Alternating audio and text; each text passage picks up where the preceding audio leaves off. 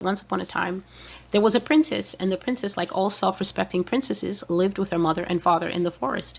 If you're a princess of any value, a princess of any worth, and you're living in the city, you're not worth anything. You have to live in the forest, in the midst of a strong, thick forest. That's where the whole kingdom is, in the forest. And then, of course, there's thick forest all around you, separating you from all the other kingdoms where all the other self-respecting princesses live. Anyone who's anyone lives in the bush when you're true ancient royalty.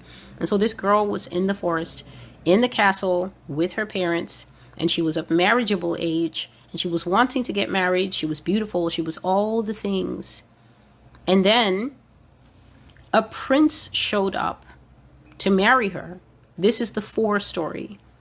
A prince showed up to marry her, and all the questions that the dad and the mom were asking him, where are you from, young man? And he gave the right answer, a good forest kingdom. And far away, but still a good forest kingdom. And who are your people, young man? It's a good forest king and queen. Okay. And what are your plans for my daughter? I plan to love her. I plan to give her many children. I plan to dance in the moonlight with her. All the things. And this girl was moonstruck, and the parents were quite won over. And so a wedding was held, though this young man had come without people, without parents. But somehow in the movement of the thing and the love of the thing and all the fairy tale wonderland things, a wedding was held. The girl was given to him. And then eventually, after many days of festivities, the young man did what anyone would do, what even the servant of Abraham did. He said, well, let me take this young woman, let me take Rebecca back to Isaac, for he is anxiously waiting for his bride. And so they began to make the trip back. They started off bright and early in the morning, which is the best time to travel because the forest does get scary as it gets dark. And as they began to make their way, the man would occasionally say that he needed to make a pit stop. He would say to his bride, wait for me here. I'm coming. I just need to go off and see a friend. Sometimes he would say he needed to go off and see a friend. And then he would come back, and the girl would gaze upon her beloved, and he was so tall. He was so strong. He was so graceful as he had been in the palace. He was tall, he was strong, he was graceful. He had such thick, good hair and such beautiful eyes. And she would gaze upon him and she would think, my beloved. But something in her would ping. It would just ping.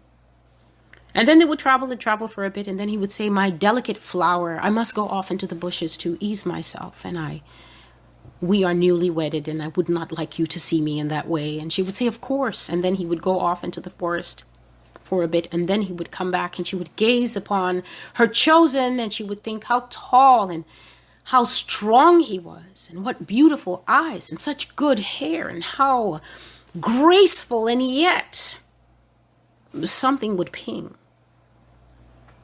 And as they began to go, the sun was making its journey across the sky. And then the beloved began to come back, and this time nothing was pinging. This time fear began to enter the girl because the beloved was looking markedly different. The beloved's eyes were not quite as gentle and dove-like as they had been before. They seemed to be very squint and peering and dark.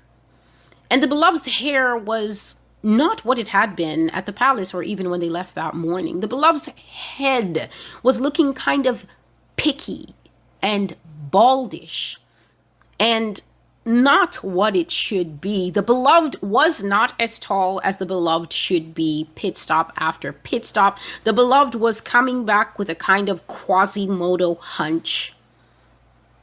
Until by the time this man said to the beloved, in a voice that was no longer silky and smooth, I just need some time away. I'll be back.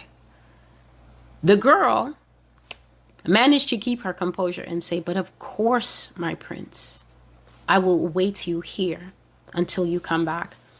As she watched him lurch off into the forest, she waited until she couldn't hear his footfalls anymore. And she turned, and she, who still had her gracefulness, began to fly with the speed of a gazelle back to the palace. You see, when we met this young man, he appeared out of nowhere at the palace. He was tall, and he was graceful, stately, strong, with good hair and beautiful eyes. And he seemed like the kind of man that anyone would want to marry after living for a good 18 to 24 years in the forest with your parents. But this person was what we call a changeling in the stories. Hearing about the beauty of the far-off princess, he decided that he wanted to marry that princess, but he wasn't going to take her back to the far-off kingdom that he claimed he came from. He was one of these type of changeling ogres that was going to take young girls back to his cave and keep her there, as all fairy stories say that girls are kept in caves, waiting on ogres for the rest of their life until a prince comes, if a prince comes. In real life, the places that changeling take young girls are to their basements to rape them to death. The young girls should know. They know exactly how many of their friends have gone missing over the years. This changeling, on his way to the palace, had stopped by the lion and said, "You have such an amazing mane of hair. Can I borrow it for a while?" And the lion told him, "Of course, but on your way back, you must return what you have borrowed." And the changeling said, "Okay." On his way to the palace, he heard the nightingale singing, and he said to the nightingale, "Can I borrow your voice? I have a very important errand." And the nightingale said, "Of course, but on your way back, you must return what you have borrowed." He happened by the elephant on his way to the palace, and he said, My, I don't think that there's anyone in the jungle quite as strong as you. Can I borrow your strength?" And the elephant said, "You may, but on your way back, return what you have borrowed." As he was going, he saw the giraffe, and he said, "You're so tall, so stately.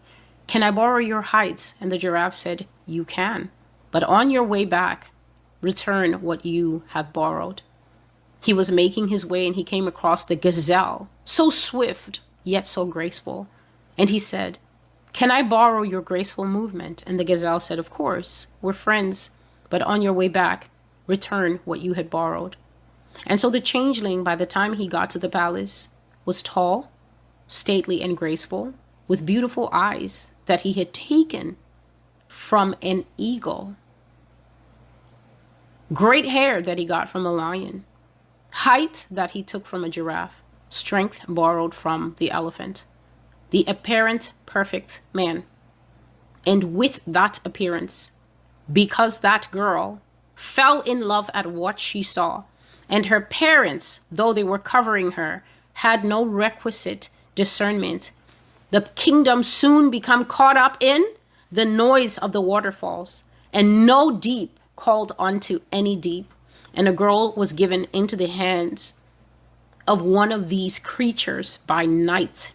These creatures that we all know we should stay away from. Even God tells us to stay away from such creatures, because it had an appearance as an angel of light, though it was the devil himself.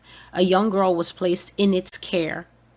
And it was only because, as he kept coming back from each trip into the forest to return what he had borrowed, her little thing that was pinging that she couldn't put her finger on began to scream.